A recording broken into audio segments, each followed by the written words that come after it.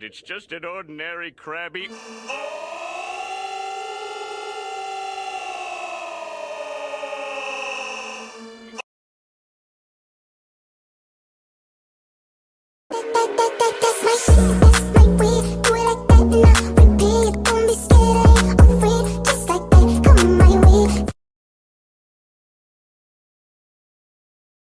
Which queer stereotypes are the most accurate? Well, I spent an hour in my comment section figuring that out, so let's go. Pansexuals really like mangoes. Very contentious issue, and also a lot more people had mango allergies than I thought. Asexuals would die for cake. Thought this would be higher, but apparently there's a lot more garlic bread asexuals than I thought. Number 6, trans men really like swimming. 5, non-binary people like seafoam green. Aromantic people own a lizard or want to own a lizard. Now we're getting to the ones that are really true. At number 3, we have lesbians have terrible sleep schedules. The last two both had 100% of the vote. It's gender fluid people hate waiting in line and bisexuals cannot sit correctly. Here are the results.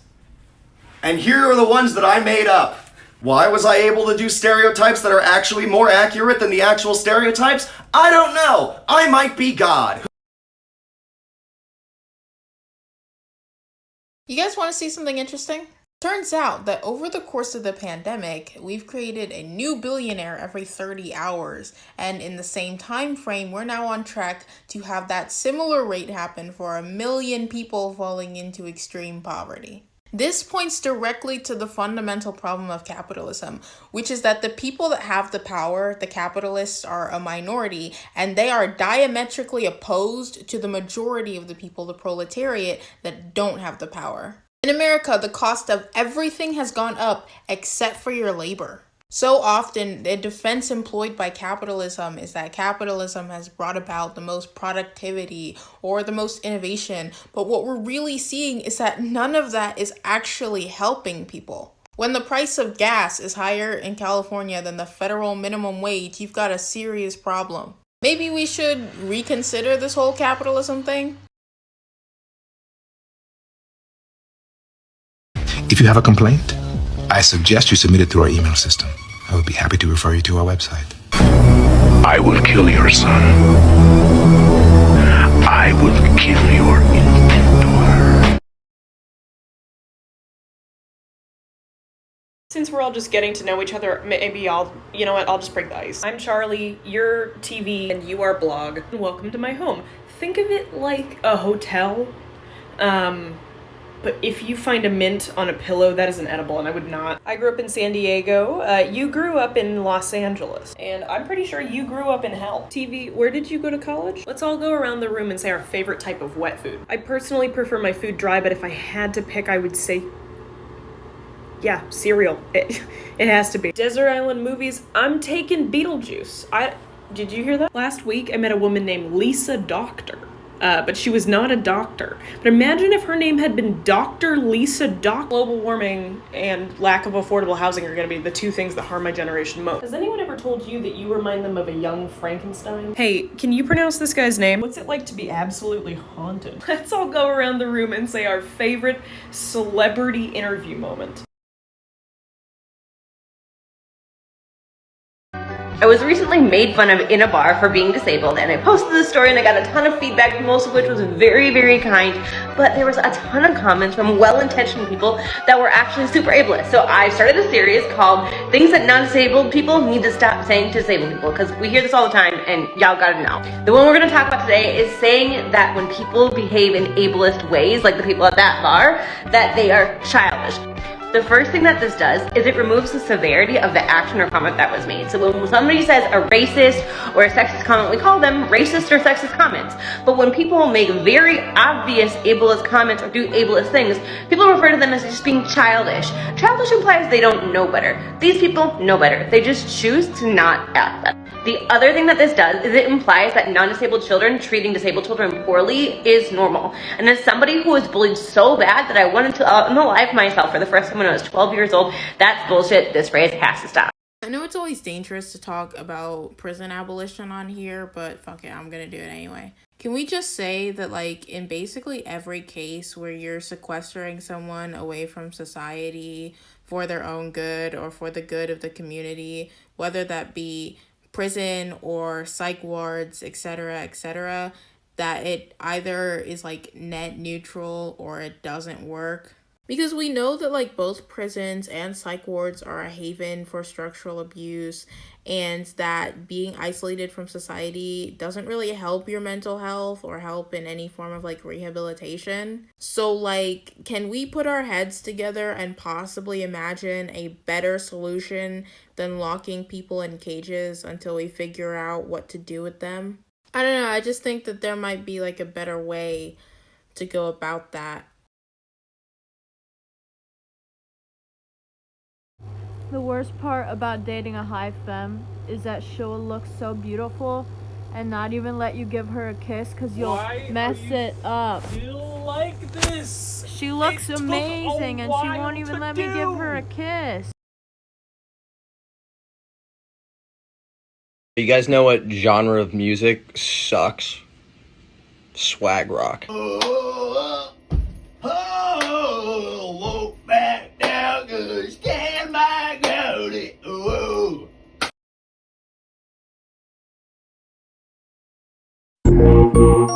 Creep on in, on in, on in.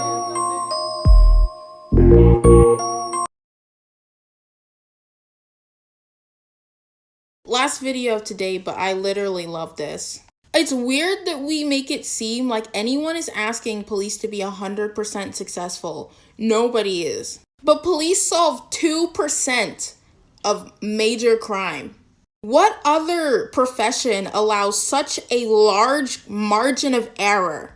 Could you imagine if your DoorDash driver got your food 2% of the time? Could you imagine paying for a flight where the pilots can only land 2% of the time? Your barber cuts 2% of your fucking hair and then expects you to like give them more money? We give billions of dollars to the police per year. There are medium-sized towns in the middle of nowhere where the police department has a tank that they can't even drive on the road because everything has been defunded to give money to police departments. And they don't even solve crime. I have a lot of in-depth thoughts on the Pride Out situation, but I'm going to keep it brief. What we are seeing happen is when white people that are part of marginalized communities forget that their whiteness takes precedence. Because beyond there being absolutely no excuse for not knowing the history beyond the hand gesture used in the campaign, there's no excuse for not having more Indigenous people as part of the campaign to never get to that point. If your activism is not intersectional, it is bullshit. Make sure to stay hydrated. I don't know if you're trying to like defend the police with this statement, but like there's absolutely no way. First off, the claim that police like stop in any sense domestic violence or like abuse is incredible. My good dude, police do the domestic abuse. Police do not protect you from abuse. They don't protect you from stalking. They don't protect you from sexual assault. None of that. They do that shit. I need you to understand that police are quite literally criminals. Not only do they have legal immunity in many such cases, but also, even if they don't have coverage from the law, who is going to investigate them? Themselves? The claim that they monitor traffic is even funnier. 1, you don't need a gun to monitor traffic. 2, we have the most well-funded police and yet the worst regulated traffic. How's that work? Can we stop, like, normalizing people being late? Like, it's not cute, it's not funny, it's not a... When y'all are ready to learn about the connections between this, and the white American cultural norm with obsessing over being on time, please let me know. Please. Because as someone who is Black, queer, has ADHD, and studies African American history and culture, it's one of my favorite things to talk about. It's going to be so much fun. But, you know, until then, we could just keep acting like that's a completely harmless opinion that has no historical context whatsoever.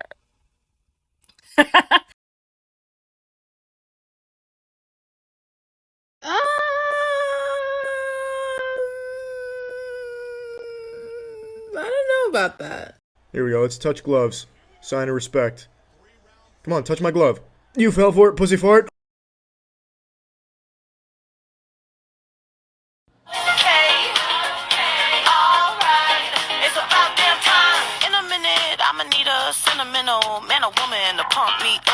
Correction, buddy. Neopronouns were for autistic people, made by autistic people. Neopronouns have been part of vocabulary for God knows how long now.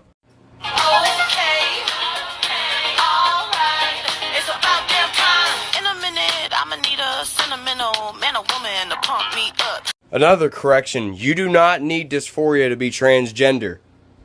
How you view yourself, how you view your own gender identity, is what determines you as transgender or not.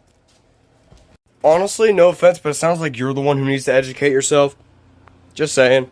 Not to mention you getting butthurt in someone else's comments over the fact they go by its pronouns. I mean, if I look up your username, it shows up in video replies and crap. So look, here's how we're gonna put it, okay, Calvin Guerra Jr.? No one asked. Y'all always resort to saying that neopronouns were made to mock us and that it's, it's offensive, it's transphobic. But yet, y'all never prove it.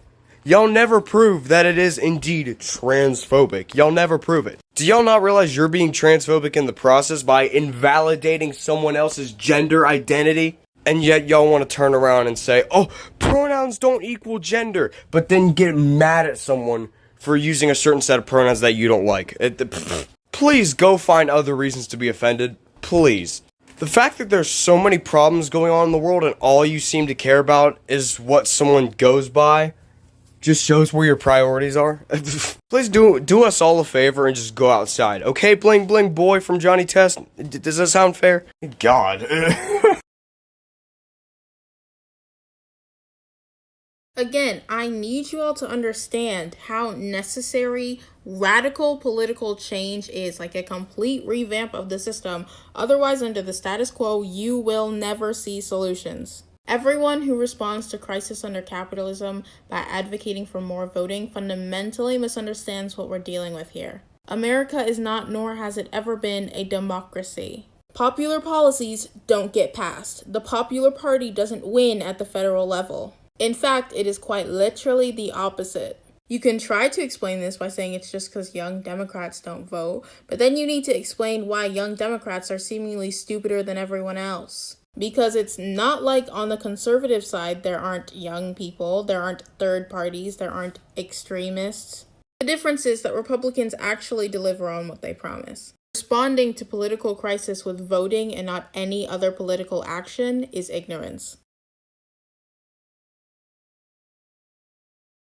So 250 years ago, a couple of dudes who had slaves but no indoor plumbing wrote 27 words down on a piece of parchment, and therefore we are prohibited from ever attempting to address this unique epidemic of gun violence at all with any change. It is in fact my position that the guy who died after trying to cure his own urinary tract blockage by sticking a whalebone up his Washington Monument is the sort of forward thinker who would be right about everything forever in perpetuity. No notes.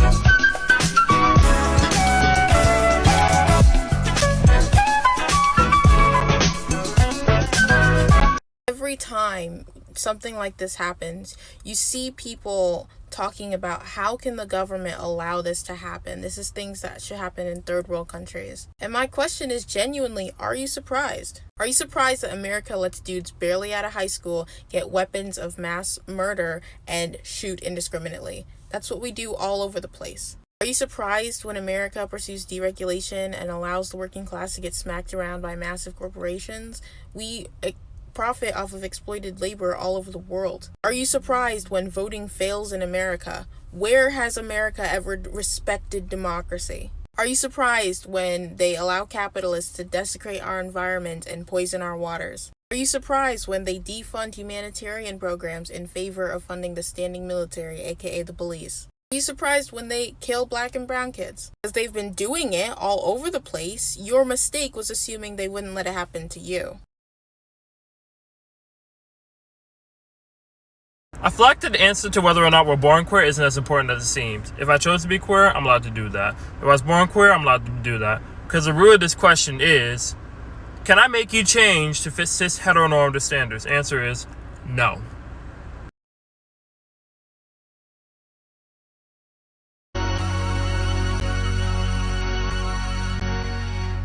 Can I talk my shit again?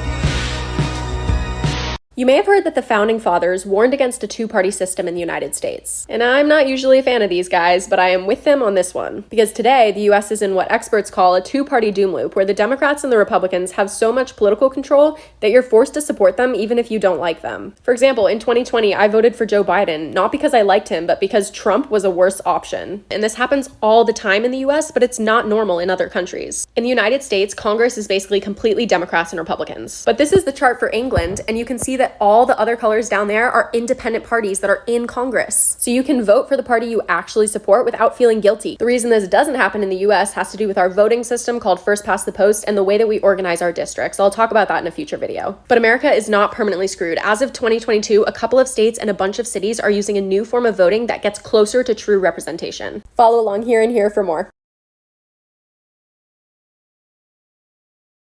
You see the problem with this line of logic, though?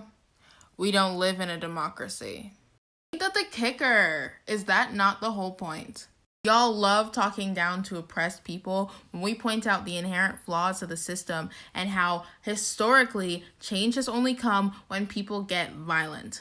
That's why Martin Luther King said that the number one enemy to liberation was moderates, white moderates. Because y'all are more willing to fight for the presence of peace than you are to fight for the presence of justice. Y'all don't care that the status quo is already violent. Y'all don't care that under this system that you support so much, millions of people die and starve and go without necessary medical attention because of the system that we're in. None of that bothers you. Your problem is when people advocate against it using methods that have always worked in the past. Name one group of people who have voted for civil rights. I'll wait. So I'm walking around the streets of New York and I happen to run into Congregation Beit Simchat Torah, which is the largest LGBT synagogue in the world. Their slogan is Tov Lahodot LaHashem, which means it is good to give thanks to God. Congregation Beit Simchat Torah was founded in 1973. It started off as a minyan of Jewish gay men and women. In those days, they conducted services at a church. They merged with another group of gay Jews and established Congregation Beit Simchat Torah. I'll put a link in the comments to some photographs of the beautiful interior of the synagogue.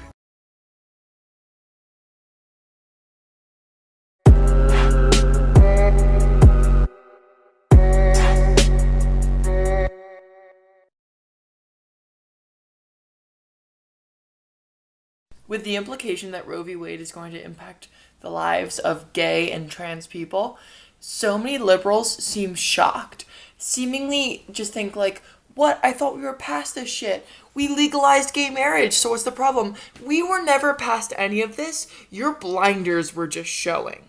I teach fucking 12-year-olds who think that any kind of interaction between two men is sussy, is fruity, is whatever the fuck, and see zero problem with ostracizing anyone who shows the slightest bit of affection for the same sex.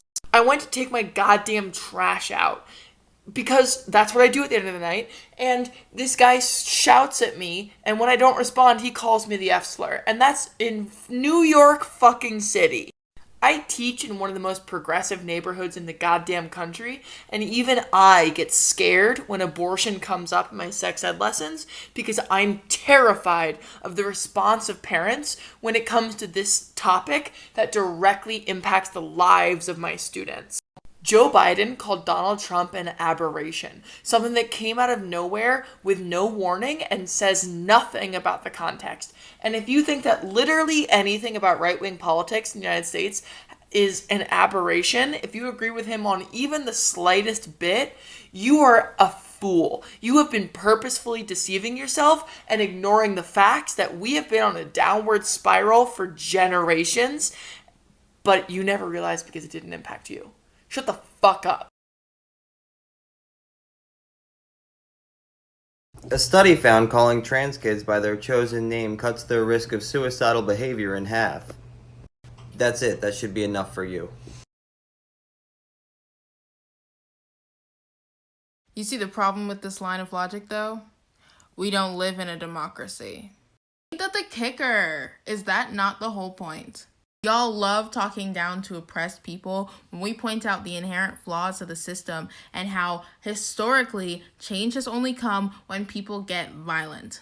That's why Martin Luther King said that the number one enemy to liberation was moderates, white moderates. Because y'all are more willing to fight for the presence of peace than you are to fight for the presence of justice. Y'all don't care that the status quo is already violent. Y'all don't care that under this system that you support so much, millions of people die and starve and go without necessary medical attention because of the system that we're in. None of that bothers you. Your problem is when people advocate against it using methods that have always worked in the past.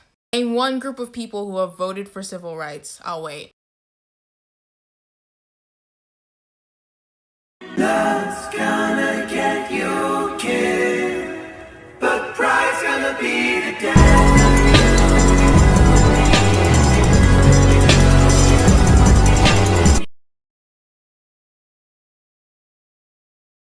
Do you think the whole abolish ICE thing is over the top? You may want to sit down. A bombshell report dropped today from the Georgetown Center for Privacy and Tech. The results of its 2-year study on ICE surveillance are horrifying. They found that ICE has created a covert and extensive surveillance system that is being used on basically all Americans. They're using facial recognition technology to scan our driver's license photos. They've hired CIA-funded software firms to mine more of our data and routinely go to data brokers like Equifax to buy our information in bulk. Have you moved recently or driven on the roads or changed utilities? ICE has your information, and they didn't need a warrant. And before you say, well, they're only digging through our information to get to the bad guys, they're tracking all of us. It's so bad that the people organizing the study were shocked by the scale of the surveillance and by the fact that most lawmakers have no idea. ICE goes around laws that attempt to rein them in. ICE has spent almost $400 million building its interception capabilities, and then hidden those expenditures by calling them something else like, I kid you not, office furniture. Did you know there has never been a congressional hearing on ICE surveillance? That needs to change. This is a great question. So if you couldn't tell by the everything, I'm an ANCOM. And so a part of the ideology is finding that balance between collectivism and individualism. So yes, I do believe that organized protests are better, but individual protests and acts of non-compliance have a very important role in the system. Maybe not necessarily like individual protests or individual acts of violence themselves, but rather individuals going out of their way to do other forms of non-compliance. Individual activism is how we learned about COINTELPRO, it's how we got WikiLeaks, it's what Anonymous is. Individual acts of revolution are never going to be as effective as collective ones, but individual acts of mutual aid can be extremely impactful. Like, just teach 5 people how to spot an undercover cop, and that's praxis. Ultimately, I believe any revolution should be decentralized but still organized. I don't advocate for individual violence. I do though think it's interesting how likely you are to get away with arson. I'm a genius. I'm a fucking genius. Hey mom! I'm a fucking genius! Hi Grab UT, I'm having milk coconut almond. I was just on the phone with my therapist and she asked me, what's one thing that you're gonna feel the need to unlearn from your education? And as someone that just graduated from very expensive therapy school, it is most definitely the concept of deservingness. First day of my first mandatory class of becoming a social worker, you learn about the concept of deservingness and how it is embedded in every policy and in every law and in every practice we've ever had in the United States catered towards the poor. This idea wouldn't be so bad if we had an ethos as a country that people deserve food, rights, shelter, the basic necessities of life. But we work in a society where you have to earn food. Deservingness in this country is not based on what you need as a human being. It's based on your proximity to whiteness, your proximity to wealth, or your ability to garner sympathy from those two groups. And it always harms the most marginalized among us, always. To help unlearn this particular thing, I actually read a book of science fiction, and I have a PowerPoint about it if you want to see it.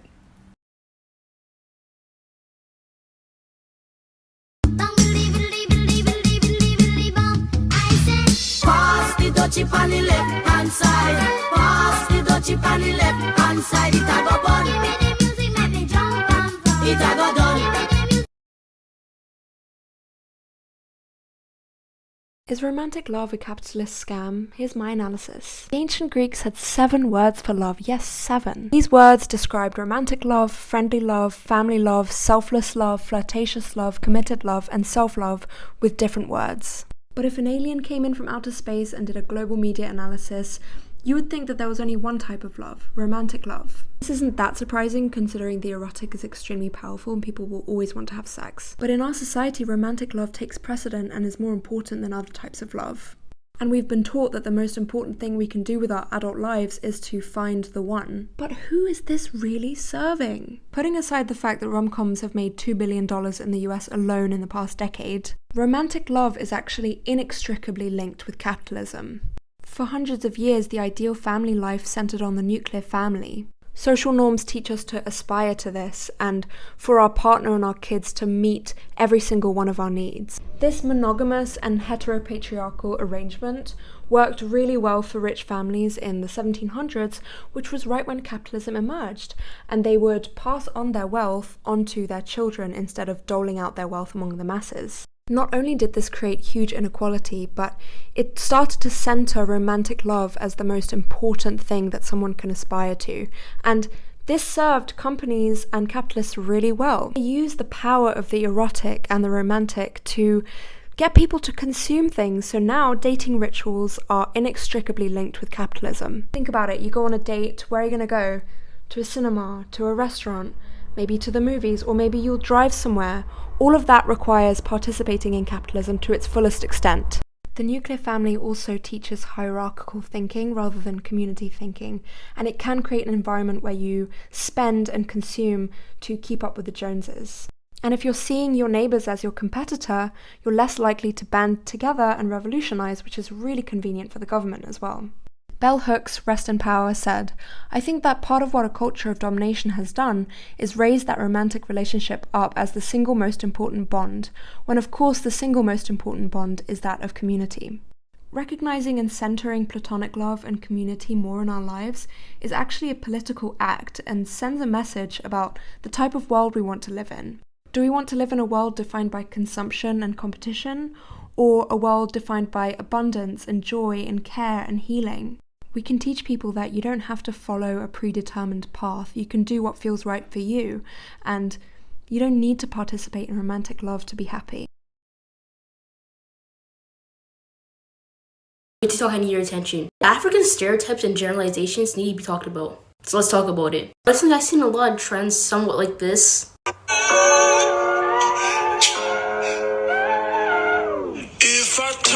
And stuff like this. And the fact that white people or ignorant people will watch like 2 seconds of the news and see some African countries that struggle and assume that all of Africa is extremely poor and not wealthy, or that we don't have water, is so beyond me, because a lot of places in Africa do have water and do have food and do have resources. Africa as a whole has a lot of values of the world. They have lots of resources. And there is some wealthy places and there's some not. The news loves to generalize Africa, making us look poor. When I'm from Africa, and I promise you it's great. Stop letting Western news determine your views on Africa. Because yes, there is lots of wealthy places in Africa. It's crazy how some people's Eurocentric views get this bad. Do your research. Everyone please spread this message. And if you made this from a video, come toward Africa in the comments. I don't know who needs to hear this, but if you feel bad right now, if you feel like you're living in hell, it's not you. It's because we're living in hell. One of the main blockages to social progress is people thinking that their response to things being awful right now is something that's wrong with them and not with the world. Unfortunately, there are a lot of people who have resigned themselves to dying smiling, and they insist on making everyone else feel the same way, as if focusing on the positives is going to change the fact that we're living in a dystopia. Anger and sadness, and yes, even depression in the right context, are not bad things. They are natural responses to external stimuli. And when there's a mass at a funeral for a victim of police brutality, yes, you should feel angry.